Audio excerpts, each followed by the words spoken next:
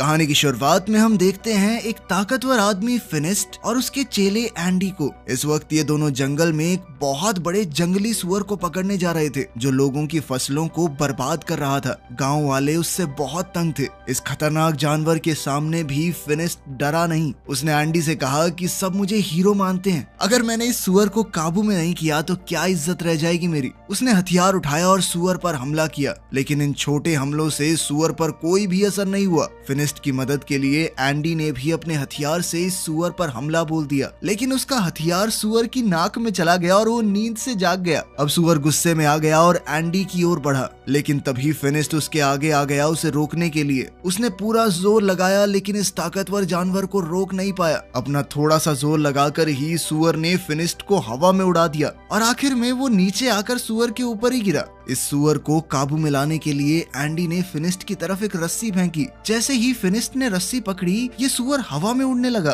फिनिस्ट ने रस्सी को इस सुअर के दोनों पंखों और उसके सींग में बांध दिया, जिससे वो सुअर फिनिस्ट के काबू में आ गया और फिनिस्ट उसे अपने हिसाब से उड़ाने लगा। जल्द ही वो उसे उड़ाते हुए गांव में ले गया। जब गांव वालों ने देखा कि इतने बड़े जानवर को भी फिनिस्ट अपने इशारों पे नचा रहा है, तो सब लोग उसके नाम की जय जयकार करने लगे। इन्हीं लोगों के बीच बाबा यागा नाम की एक जादूगरनी भी है। उसने फिनिस्ट से कहा कि अगर तुम इतने ही ताकतवर हो तो साबित करके दिखाओ। उसके घर के आगे एक बड़ा पत्थर पानी को रोक रहा है, तो उसने फिनिस्ट को पत्थर वहां से हटाने की चुनौती दी। फिनिस्ट ने कहा कि मैं बहुत बड़ी बड़ी मुसीबतों का सामना कर चुका हूँ, और जादूगरनी ने उसे ये छोटा सा चैलेंज दिया है। वो अपनी बहादुरी के किस्से सुनाने लगा। याका ने कहा कि जब तक मैं अपनी आंखों से नहीं देखती मैं नहीं मानने वाली। ये सुनकर अब सब लोग हंस पड़े। फिनिस्ट गुस्से में अपने घर चला गया। उसे याका पर बहुत गुस्सा आ रहा था, क्योंकि अब उसकी बहादुरी की तारीफ करने की बजाय लोग उसका मजाक उड़ा रहे हैं। अब वो अपनी ताकत को सबके सामने साबित करना चाहता था, जिससे लोग फिर से उसकी वाहवाही करने लगे। एंडी ने सलाह दी कि ऐसा करने का एक रास्ता है। सामने जो टावर है ना, ऐसा माना जाता है कि वहाँ एक राक्षस ने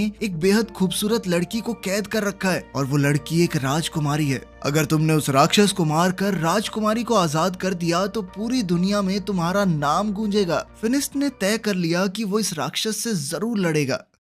रात होते ही फिनिस्ट और एंडी उस टावर की ओर निकल पड़े। वहां पहुंचकर उसने देखा कि यहाँ पहले से ही कुछ योद्धा इस राक्षस को हराने आए थे, लेकिन वो लोग मशहूर होने यहाँ नहीं आए। वो तो राजकुमारी को बचाकर उससे शादी करना चाहते हैं। उन सब ने फिनिस्ट से पूछा कि अगर उन्होंने मिलकर राक्षस को हरा दिया तो राजकुमारी किसे मिलेगी। इस बात पर फिनिस्ट ने कहा कि मुझे नहीं चाहिए ये राजकुमारी, मैं तो बस यहाँ पे नाम कमाने आया हूँ। अलग जाकर फिनिस्ट ने एंडी को बताया कि वो उस राक्षस को अकेले मारना चाहता है, इसीलिए वो सुबह का इंतजार नहीं करेगा। ये कहकर वो टावर के अंदर खिड़की से चला गया। वहाँ पहुँचते ही फिनिस्ट को वो खूबसूरत राजकुमारी मिली। उसने फिनिस्ट से कहा कि क्या तुम भी मरने के लिए आए हो। फिनिस्ट ने कहा कि मैं तुम्हें बचाने आया हूँ। ये सुनकर लड़की भाग के अंदर चली गई। उसे रोकने के लिए फिनिस्ट ने उसका हाथ पकड़ लिया। राजकुमारी ने अपना हाथ छुड़ाया और एक पिलर के पीछे चली गई। तभी पीछे से एक सांप ने फिनिस्ट पर हमला कर दिया। फिनिस्ट इस सांप से लड़ने लगा। तभी फिनिस्ट को समझ आया कि ये कोई आम सांप नहीं है, बल्कि उस राक्षस की पूंछ है जिससे लड़ने वो यहाँ आया है। ये देखकर उसने पहले तो राक्षस पर खूब हमले किए, लेकिन जब कोई वार काम नहीं आया तो फिनिस्ट ने उस राक्षस की दुम यानी उसके सांप वाले मुंह को हाथ में पकड़ लिया और अपनी पूरी ताकत से इस सांप के मुंह को चीरने की कोशिश की। लेकिन जैसे ही फिनिस्ट ने उसका मुंह अपने हाथों से खोला, सांप ने फिनिस्ट की आंखों में थूक दिया और अब फिनिस्ट को नजर आना बंद हो गया। वो अंधा हो गया। अंधा होने पर भी फिनिस्ट ने हार नहीं मानी और अपने पैर से टटोल कर अपना हथियार ढूंढ लिया। अब फिनिस्ट ने दोबारा उस राक्षस पर हमला किया, लेकिन वो राक्षस गायब हो गया। फिनिस्ट ने इतने हमले किए कि टावर टूटने लगा। टावर टूटने के शोर से सभी योद्धा भी जाग गए। वो सभी टावर से गिर रहे मलबे के पास आए। इन योद्धाओं को ना राजकुमारी दिखी ना ही राक्षस, बस दिखा तो मलबे के नीचे दबा हुआ फिनिस्ट, जो धीरे धीरे उठ रहा था। जब एंडी को पता चला कि फिनिस्ट अपनी आंखें खो चुका है तो वो उसे वहां से ले जाकर घर छोड़ आया। फिनिस्ट अपनी आंखों को खोकर बहुत गुस्से में था। वो बहुत चिड़चिड़ा हो गया था। उसकी ये हालत एंडी से देखी नहीं गई। एंडी मदद के लिए बाबा यागा के पास गया। उसने बाबा यागा को सब कुछ बताया कि फिनिस्ट के साथ क्या हुआ, लेकिन बाबा यागा ने मदद करने से साफ मना कर दिया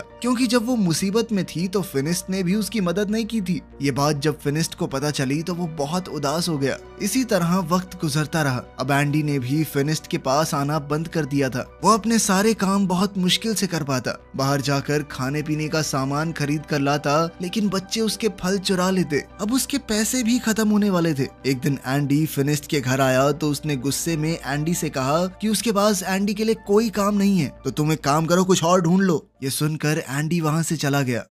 बीतते समय के साथ फिनिस्ट के सारे पैसे खत्म हो गए। अब वो दिन आ गया कि फिनिस्ट बाजार के सड़े गले फल खाने लगा। ऐसे ही एक दिन जब उसे सड़ा गला फल भी नहीं मिला तो वो अपनी टोकरी लेकर बाजार में बैठा रहा। बाबा यागा वहां से गुजर ही रही थी कि तभी उसने फिनिस्ट को देखा, तो उसने अपनी टोकरी से कुछ खाने का सामान फिनिस्ट की टोकरी में डाल दिया। इससे पहले ये दोनों कुछ बात करते गाँव पर कुछ लुटेरों ने हमला कर दिया। ये लुटेरे गाँव के लोगों को मारने लगे। फिनिस्ट देख तो नहीं सकता, लेकिन उसे अच्छे से सुनाई दे रहा था कि कैसे लोग मर रहे हैं, तड़प रहे हैं। जैसे ही लुटेरे उसके पास आए, उसने आवाज सुनकर वापस उन पर हमला किया। कुछ देख ना पाने के बावजूद भी सिर्फ आवाज के सहारे वो 2-3 डाकुओं से एक साथ लड़ रहा था। एक दूसरे डाकू ने फिनिस्ट पर रस्सी फेंकी, लेकिन फिनिस्ट ने ये रस्सी पकड़कर डाकू को घोड़े से नीचे गिरा दिया और फिर उसे अपनी तरफ खींचकर उसकी खूब धुलाई की। लेकिन कुछ डाकुओं ने पीछे से उस पर हमला किया और वो वहीं बेहोश हो गया। जब उसे होश आया तो वो एक शिप में था। उसकी गर्दन और हाथों को एक लकड़ी में बांधा गया था।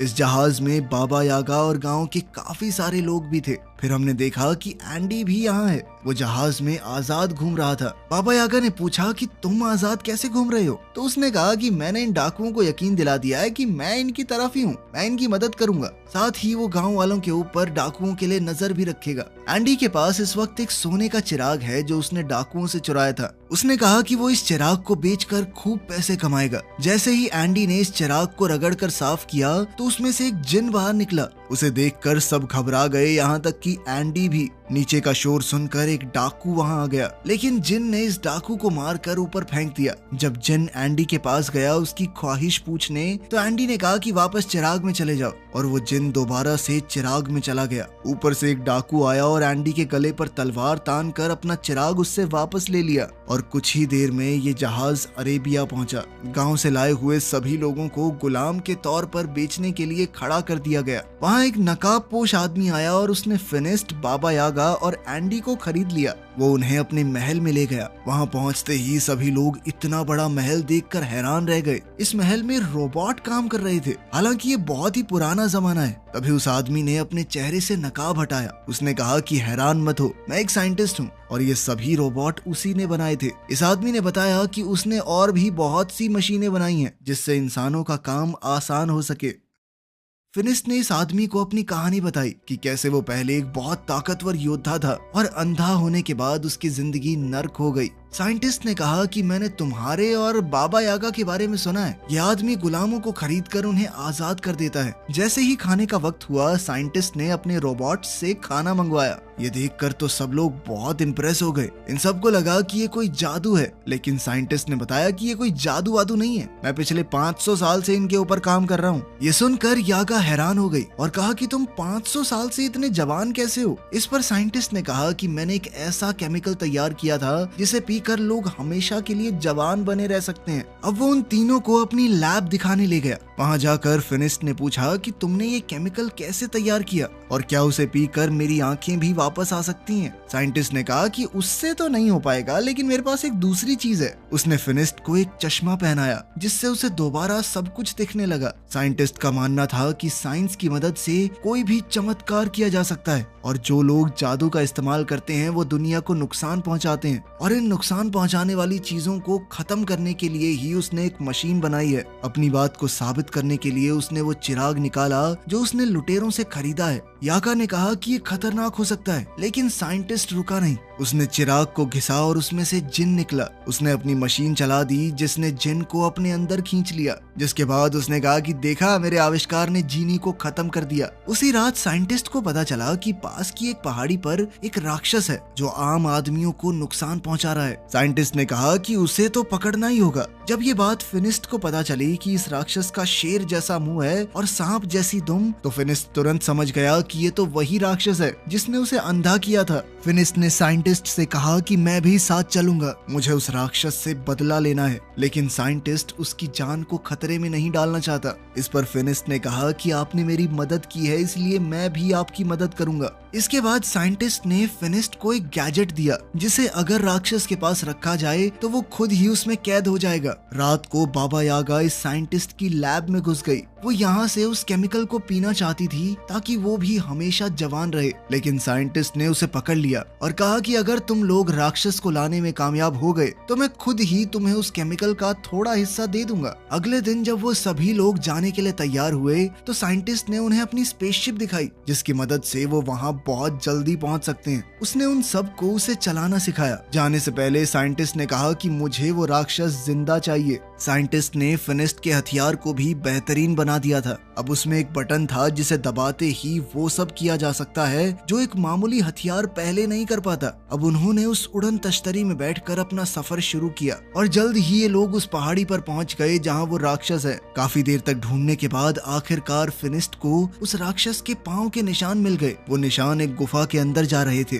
फिनिस्ट ने साइंटिस्ट की मशीन इस गुफा के बाहर रख दी। फिनिस्ट जानता था कि उसे राक्षस को मारना नहीं है, सिर्फ कैद करना है। इसीलिए वो बड़े आराम से अंदर गया और अपने हथियार से राक्षस को ललकारा और फिर वो बाहर आ गया। जैसे ही वो बाहर आया तो उसका सर एक पेड़ से टकरा गया जिससे वो वहीं पर बेहोश हो गया। राक्षस भी गुफा से बाहर निकल आया। इससे पहले राक्षस फिनिस्ट को कुछ नुकसान पहुंचाता, बाबा यागा ने जल्दी से उस मशीन को एक्टिवेट कर दिया। उस मशीन के अंदर से बहुत सारी चेन बाहर आई और राक्षस को खींचकर अंदर ले गई। फिर यागा ने लिवर दोबारा से दबाया और मशीन बंद हो गई। कुछ ही देर में फिनिस्ट को भी होश आ गया और अब वो सब लोग मिलकर वापसी का सफर करने लगे। सफर बहुत लंबा था, इसीलिए ये लोग रात को बीच रास्ते में ही आराम करने लगे। रात को पिंजरे से फिनिस्ट को एक लड़की की आवाज सुनाई दी। वो पिंजरे को खोलने लगा। बाबा यागा ने उसे ऐसा करने से रोका, लेकिन वो नहीं रुका। जब पिंजरा खुला तो अंदर वही राजकुमारी थी जो टावर के अंदर फिनिस्ट को मिली थी। बाबा यागा ने कहा कि इसका मतलब ये राजकुमारी ही वो राक्षस है। यागा ने कहा कि इसे बाहर निकालना काफी खतरनाक हो सकता है, लेकिन फिनिस्ट उनकी बात सुनने को तैयार ही नहीं था क्योंकि शहजादी पर उसका दिल आ गया था। जैसे ही फिनिस्ट ने राजकुमारी की तरफ हाथ बढ़ाया, बाबा यागा ने उसे धक्का दे दिया और पिंजरे को बंद कर दिया। राजकुमारी ने बताया कि मैंने तुम्हारा हाथ इसलिए नहीं पकड़ा क्योंकि मेरे ऊपर एक श्राप है। अगर कोई भी आदमी उसे छुएगा तो वो राक्षस में बदल जाएगी। राजकुमारी ने कहा कि मैं बुरी नहीं हूँ। वो तब तक किसी को नुकसान नहीं पहुँचाती जब तक सामने से कोई हमला ना करे, ताकि मेरी वजह से किसी को नुकसान ना हो। मैं तो यहाँ अकेली पहाड़ों में रहती हूँ, लेकिन इंसान उसे यहाँ भी जीने नहीं देते। इसके बाद हमने देखा कि साइंटिस्ट ने एक किसान की बिल्ली चुराई थी। किसान ने उससे भीख मांगी कि ये बिल्ली किसी का कोई नुकसान नहीं करती बल्कि फायदा ही करती होगी थोड़ा बहुत। दरअसल रात को इस बिल्ली से लाइट निकलती थी जिससे आसपास रोशनी हो जाती, लेकिन साइंटिस्ट ने किसान की बात नहीं सुनी। उसने बिल्ली को अपनी मशीन के नीचे रखा। ये मशीन किसी भी चीज की जादुई शक्तियों को खींच लेती है और इसी तरह इस मशीन ने बिल्ली की जादुई ताकत भी खींच ली और फिर बिल्ली को जादू से एक केमिकल में बदल दिया जिसे साइंटिस्ट ने अपनी तिजोरी में रख दिया। यहाँ साइंटिस्ट ने बहुत सारे केमिकल्स पहले से इकट्ठा कर रखे थे। वहाँ राजकुमारी और फिनिस्ट एक दूसरे से प्यार करने लगे थे। बाबा यागा और एंडी इन दोनों को कैद करके साइंटिस्ट के पास ले जाने लगे। ये लोग जब साइंटिस्ट के महल में पहुंचे तो दूर खड़े होकर ही साइंटिस्ट को देखने लगे। उन्होंने देखा कि साइंटिस्ट ने एक जादुई परिंदे का सारा जादू खींच लिया और उससे बने केमिकल को अपने रोबोट्स में डाल दिया। इसका मतलब था कि ये रोबोट साइंस से नहीं बल्कि जादू की मदद से चल रहे हैं। वो इन सारे केमिकल्स को सभी जादुई चीजों से निकाल रहा है। इसके बाद बाबा यागा बहुत गुस्से में उसके सामने पहुंची। उसने कहा कि तुम झूठे हो, ये रोबोट कोई आविष्कार नहीं है बल्कि जादू से चलने वाले पुतले हैं, जिसका मतलब है कि तुम्हारी उम्र भी जादू से ही लंबी हुई है।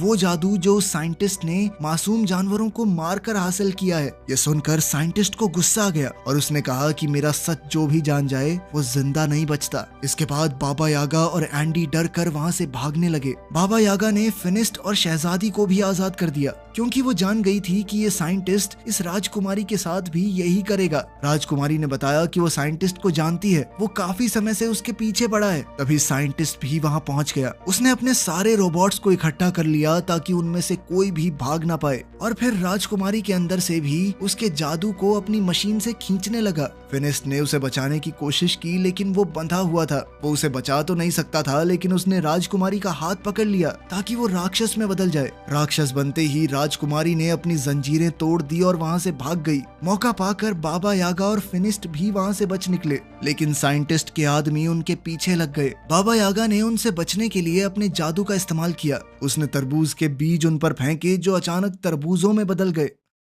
साइंटिस्ट ने भी अपना बड़ा रोबोट निकाला। वो किसी भी हाल में फिनिस्ट और बाबा यागा को नहीं छोड़ सकता, क्योंकि वो उसकी सच्चाई जानते हैं। एंडी ने साइंटिस्ट को समझाया कि हमारे पास जितना जादुई केमिकल है बहुत है, लेकिन साइंटिस्ट नहीं माना। वो बड़ा टर्टल रोबोट जब बाहर निकला तो पूरा महल टूट गया। साइंटिस्ट अब इस रोबोट के अंदर बैठकर एंडी के साथ फिनिस्ट और यागा का पीछा कर रहा था। अब वो इन दोनों पर तोप के गोले बरसाने लगा। फिनिस्ट ने यागा से कहा कि तुम इसका ध्यान भटकाओ और मैं इसके ऊपर चढ़कर इसे उल्टा करने की कोशिश करता हूँ, क्योंकि एक बार अगर ये बड़ा सा टर्टल उल्टा हो गया तो सीधा नहीं हो पाएगा। जैसे ही वो रोबोट यागा के सामने आया, उसमें लगी मशीन यागा के अंदर के जादू को खींचने लगी, जिस वजह से यागा बिल्कुल बूढ़ी लगने लगी। ये देखकर फिनिस्ट को बहुत तरस आया, लेकिन जब तक वो साइंटिस्ट का ध्यान भटका रही थी, फिनिस्ट टर्टल के ऊपर चढ़ गया। जब साइंटिस्ट ने ये देखा तो उसने टर्टल के हाथ फैला दिए ताकि वो फिनिस्ट को नीचे फेंक सके। फिनिस्ट तो नहीं गिरा, लेकिन उसका चश्मा गिर गया।